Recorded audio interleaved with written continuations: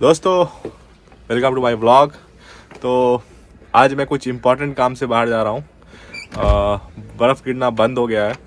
काम important guys ये है कि मैं पासपोर्ट ऑफिस जा रहा हूँ। तो कनाडा में जो नॉर्मल पासपोर्ट ऑफिस नहीं होता है, यहाँ पर BLS होता है, जो इंडियन गवर्नमेंट का होता है। वहाँ पर जाकर आप पासपोर्ट को अपडेट करा सकते हैं, या फिर जो भी आपका काम है। मुझे एक्चुअली अपनी वाइफ का नाम ऐड कराना है स्पाउस का, क्योंकि वो काफ़ी यूज़फुल होता है। तो इसलिए मुझे आज जाना पड़ रहा है। तो मैं अभी जाऊंगा, अपना एक्सपीरियंस आपको शेयर करूंगा। इसके साथ साथ मैं आपको फुल प्रोसेस बताऊंगा। तो मैं यहाँ पर एक जगह गया था जेरोक्स की शॉप पर। तो वो लोग कह रहे थे कि $70 वो लोग चार्ज करते हैं इसी काम का। तो ये काम जब फ्री में हो जाता है तो क्यों $70 देना। मैं अपना पूरा एक्सपीरियंस आप लोगों को शेयर करूंगा, ताकि आप लोगों को कोई परेशानी ना हो अपना पासपोर्ट अपडेट कराने में या फिर कुछ भी री इशू कराने में।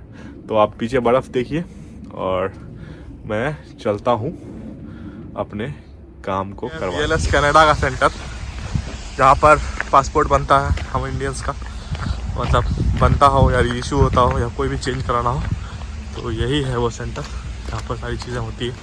दोस्तों, BLS मेरे घर के काफ़ी पास है, लाइक 200-300 मीटर पे है। तो मुझे प्रॉब्लम नहीं हुई। तो आप जब भी फील करेंगे मैं वो बताऊंगा कि कौन सा एरर है, जो आप प्लीज़ चेक कर लीजिएगा, नहीं तो ये लोग दोबारा भेजेंगे वापस। और सबसे बड़ी प्रॉब्लम ये है गाइज, इनके यहाँ प्रिंट आउट जो है बहुत महंगा है। तो अब मुझे लगता है बहुत महंगा प्रिंट आउट से डील करना पड़ेगा। तो देखते हैं, अभी जो जो मेरा एक्सपीरियंस होता है वो मैं आपको बताता हूँ, क्या क्या इसमें परेशानी है, क्या क्या इसमें होता है। लेकिन सबसे अच्छी बात यह है गाइस कि आज जो है बिल्कुल भी भीड़ नहीं है BLS कनाडा में। ये चीज़ बहुत अच्छी है। रीज़न वही है कि बर्फ़ है पूरा, इस वजह से भीड़ नहीं है। तो मैं दूसरी बार आया और इनका प्रिंट आउट फैसिलिटी यूज़ किया। सुनाई नहीं दे रहा होगा गाइस, बस जा रही थी इसलिए।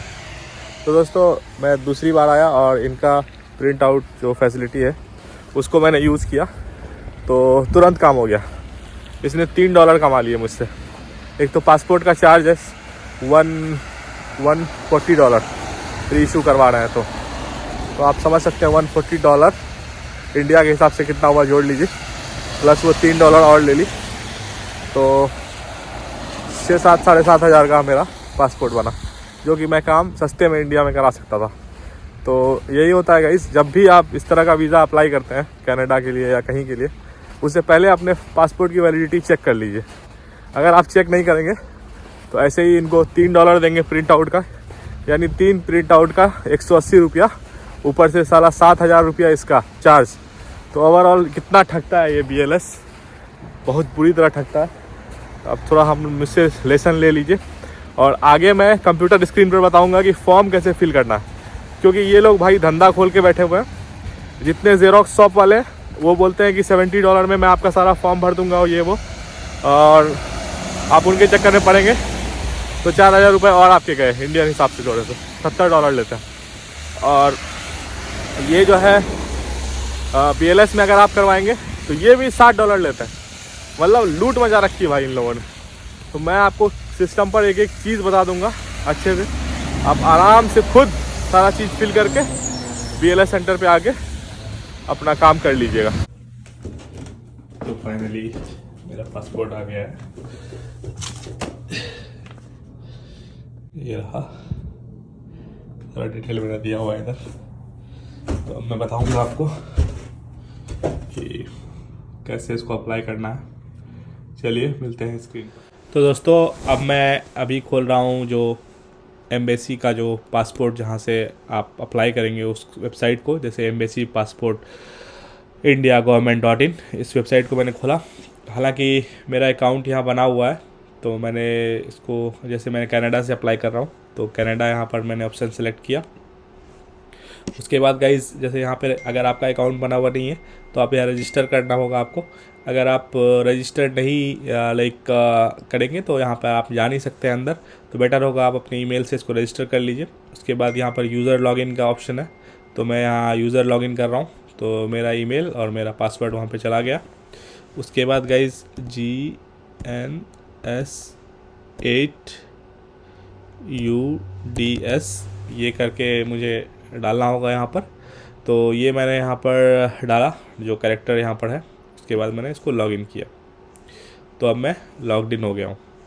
ठीक है गाइस, उसके बाद अब मुझे कौन सा पासपोर्ट अप्लाई करना है और वो यहाँ पर लाइक ऑप्शंस यहाँ पर रहेंगे, पासपोर्ट है या पीसीसी है जो भी है, तो मुझे यहाँ पे पासपोर्ट ही अप्लाई करना है, तो मैं यहाँ पासपोर्ट के ऑप्शन पे जाऊँगा। उसके बाद दोस्तों यहाँ पर मैं जैसे आप कनाडा में क्या है कि अगर आप तत्काल के लिए जाएंगे तो वो किसी कॉन्सुलेट से, एम्बेसी से आपका परमिशन मांगते हैं, तो हमें तो तत्काल के लिए नहीं जाना है, फ्रेश पासपोर्ट हमें सिर्फ ओनली पासपोर्ट के लिए जाना है। और हमारा पासपोर्ट जो है ऑलरेडी हमारे पास है, तो ये री इशू वाला ऑप्शन सेलेक्ट करेंगे। उसके बाद गाइज अगर आपका पासपोर्ट एक्सपायर कर रहा है 1 ईयर के अंदर, तो आप validity expired with in 3 years कर सकते हैं, ये वाला ऑप्शन। अगर 1 ईयर से ज़्यादा वैलिड है आपका पासपोर्ट तो आप इसको चूज़ नहीं कर सकते हैं। तो इसमें से कोई भी ऑप्शन आप चूज़ कर लीजिए, उसके अकॉर्डिंग आप फिर आगे बढ़ सकते हैं। तो मैं यहाँ पर डाल देता हूँ यही वाला, validity expired with in 2 years. और हमें यहाँ पर कौन सा एप्लीकेशन भरना है, तो यहाँ पे नॉर्मल ही डालेंगे। और type of passport booklet 60 pages भी डाल सकते हैं, इसमें थोड़ा ज़्यादा पैसा लगेगा, 36 पेजेस भी डाल सकते हैं, तो मैं 36 लेकर आगे बढ़ता हूँ। उसके बाद यहाँ पर कुछ भी डाल देता हूँ मैं, मंगरू लाल, कुछ भी अपने हिसाब से, तो मंगरू लाल डाल दिया मैंने। Male, have you ever been known by other, no. उसके बाद फिर यहाँ डेट ऑफ बर्थ मैंने रैंडम कोई भी ले लिया, लाइक मैं 90s का हूँ तो मैं 90 में डाल देता हूँ कुछ भी, मान लीजिए 9/7/1990 डाल दिया। प्लेस ऑफ बर्थ कोई भी डाल देते हैं, पटना डाल देते हैं, मैं बिहार से हूँ इसलिए place of birth Patna. Out of India है नहीं, हमारा इनसाइड इंडिया है, तो यहाँ पे नो कर देते हैं। स्टेट बिहार डाल देता हूँ। उसके बाद डिस्ट्रिक्ट में पटना डाल देता हूँ। उसके बाद जो भी चीज़ें इसमें अवेलेबल हैं आपके पास, एम्प्लॉयमेंट टाइप अनएम्प्लॉयड डाल देता हूँ, कोई ज़रूरत नहीं है कुछ भी एम्प्लॉयमेंट डालने की। एजुकेशन क्वालिफिकेशन मैं डाल देता हूँ ग्रेजुएट, ऑलमोस्ट सब लोग ग्रेजुएट ही होते हैं। Is either of your parent, spouse, ये तो बच्चों के लिए है, तो गवर्नमेंट सर्वेंट नो डाल देता हूँ। Is applicant eligible for non ECR category, yes. Aadhaar number है तो डाल दो, नहीं तो नहीं भी डालो, ठीक है। तो सेव करना है। मैरिटल स्टेटस में भूल के डालना, चलो मैं डाल देता हूँ मैरिड, और ठीक है, अब शायद नहीं आएगा एरर, तो इसको सेव किया, ठीक है। अब हम आगे बढ़ रहे हैं। Okay, citizenship of India by birth, ये भी मैंने सेलेक्ट करना भूल गया था, चलो ठीक है, फिर आगे बढ़ते हैं। इसको सेव करके सेव कर दिया हमने, अब बढ़ते हैं आगे। आधार नंबर डालने के लिए कह रहा है, तो मैं रैंडम कुछ भी डाल देता हूँ। आधार नंबर, आधार नंबर डिजिट्स कितने होते हैं, आधार नंबर डिजिट्स आई थिंक 11 होता है, 4 5 6 7 9 7 8 1 4।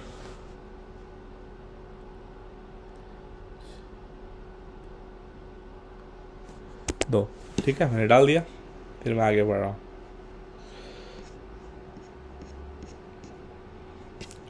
आधार का वैल्यू इनवैलिड आ रहा है, तो मैं वैलिड वैल्यू डाल देता हूँ खुद का ही। नेक्स्ट में अपना सारा जो फादर्स नेम, गिवन नेम, सारा नेम सब कुछ यहाँ पे डालना है, स्पाउस नेम जो भी है ये सारा फिल करना है। अगर आप ये फिल नहीं करेंगे तो आगे नहीं बढ़ पाएंगे, तो मैं रैंडम डाल देता हूँ कुछ भी, छगन लाल।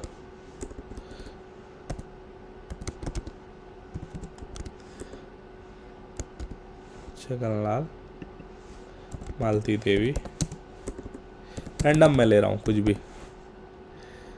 ये सब नहीं होगा। Spouse name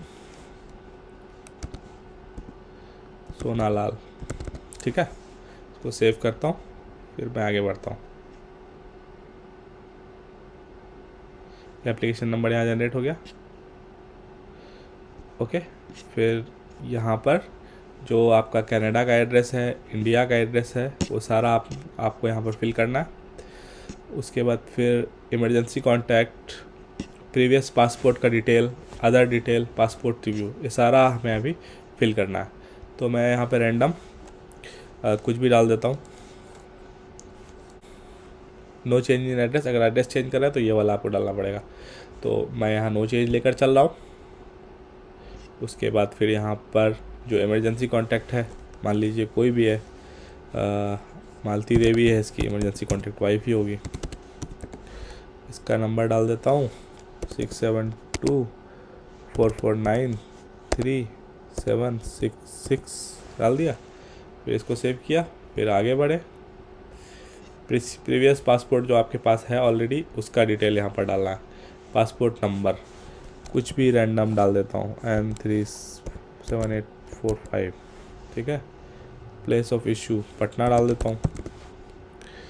date of issue मैं डाल देता हूँ, डेट ऑफ इशू 2014 का डाल देता हूँ, क्योंकि 10 साल अब होने वाले हैं। जनवरी 2014। डेट ऑफ एक्सपायरी जनवरी 2024। फाइल नंबर में कुछ है नहीं, रैंडमली मैं कुछ डालना नहीं चाहता हूँ।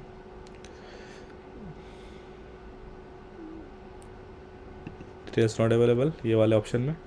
Have you ever applied for passport but not issued, यहाँ पे भी नो। उसके बाद फिर आगे बढ़ते हैं। ये नंबर यहाँ पर लगेगा, PA समथिंग करके होता है। मैं रैंडमली डालने की कोशिश करता हूँ। फिर इसको सेव करके okay, date of expiry after the issue, या 2024 नहीं 2014 डाल देता हूँ। सब गलतियाँ होंगी गाइस, मैं जानबूझ के गलती कर रहा हूँ ताकि आपको प्रॉब्लम ना हो।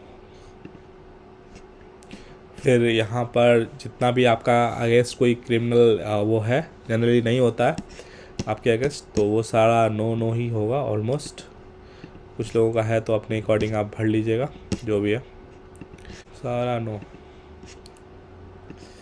सारा नो डाल दीजिएगा। उसके बाद फिर सेव करके फिर बढ़िएगा आगे। नेक्स्ट जो आपका पासपोर्ट है वो ऐसा दिखेगा, लाल मंगरू, ये सब सारी चीज़ें चेक कर लीजिएगा। सारा आप अपना एड्रेस वगैरह यहाँ पर बहुत ध्यान से देखिएगा। जो आपके प्रीवियस पासपोर्ट में एड्रेस है वैसे ही यहाँ पर भी दिखना चाहिए, ठीक है। अदरवाइज़ आपको प्रॉब्लम हो जाएगी, ठीक है। ये प्रीव्यू करने के बाद नेक्स्ट करेंगे। उसके बाद फिर आप ओके करेंगे। यहाँ पर सबमिट करना होगा, आई एग्री करके। मैं सबमिट नहीं करूँगा क्योंकि मैं ऑलरेडी पासपोर्ट अपना बना चुका हूँ। तो यही था गाइस आज का वीडियो। तो आप लोग समझ गए होंगे पूरा प्रोसेस। पैसा खर्चा करने की ज़रूरत नहीं है। BLS वाले $60 मांगते हैं, और बाहर किसी और से आप कराएंगे, किसी ज़ेरॉक्स वाले से, वो भी $70 मांगते हैं। तो क्यों पैसे खर्च करने जब आप खुद कर सकते हैं। तो अगर आपको कोई डाउट हो तो प्लीज़ मुझसे कनेक्ट कर सकते हैं, मैं आपको इसमें हेल्प करने की कोशिश करूँगा। उसके बाद फिर आपको क्या करना है, ये फॉर्म ले लेना है, इसका प्रिंट आउट। तो प्रिंट आउट आप ऐसी जगह ले जहाँ पर सस्ता होता हो। जैसे कनाडा में बहुत जगह काफ़ी महंगा है, तो एक $2 $3 में एक प्रिंट निकलता है, कई जगह $1 में निकलता है। तो आपको इससे बचना है। आपको कुछ ऐसी जगह जाना है, प्रिंट कराना है जहाँ पर सस्ता हो मामला, 10 सेंट में भी होता है कई जगह। वहाँ से प्रिंट आउट लेके तब जाना है। नहीं तो अगर आप वहाँ जाएंगे BLS, तो वो $1-2 चार्ज करते हैं, तो काफ़ी महंगा पड़ता है। तो आप वो निकाल के वहाँ पहुँचेंगे सारे डॉक्यूमेंट्स के साथ, लाइक ओल्ड पासपोर्ट के, और जो इंडिया का, जो कनाडा का आपका एड्रेस है, जहाँ भी आप हैं वहाँ का एड्रेस प्रूफ कोई एक ले लेंगे साथ में। बस आप वहाँ पे सबमिट कर देंगे तो आपका काम हो जाएगा। तो यही था गाइस वीडियो। मैंने सोचा आप लोगों की हेल्प कर दूं, क्योंकि मैं रिसेंटली इस फेज से गुजरा हूं, इसलिए मैंने ये वीडियो बनाया है। Thanks for watching, bye bye.